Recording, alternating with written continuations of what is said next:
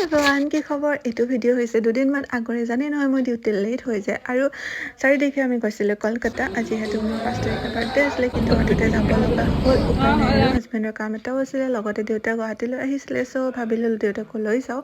আৰু গৈ পাওঁতে ইভিনিঙে হ'ল, চ' ভাতটো ৰাস্তাতে খাই মেলি ৰুমত অলপ ৰেষ্ট ল'লোঁ। তাৰপিছত সন্ধিয়া ভাবিলোঁ চান্দিনী মাৰ্কেটৰ ফালে যাওঁ আৰু অলপ বজাৰো কৰিলোঁ, অলপ বজাৰ ঘূৰিলোঁ।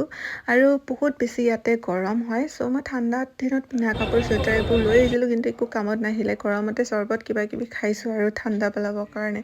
আৰু আকৌ ৰুম আহি পাওঁতে ৰাতিয়ে হৈ গ'ল। উবেৰ লৈ আহি গ'লোঁ আৰু 11টাই বাজি গ'ল। আৰু ৰাতিয়ে ৰেষ্টুৰেণ্ট এখন খোলা পালোঁ যেনে তেনে।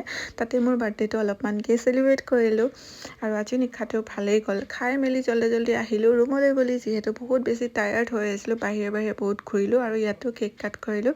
আজি ভিডিঅ'টো ইমানেই, আকৌ কাইলৈ লগ পাম, বাই।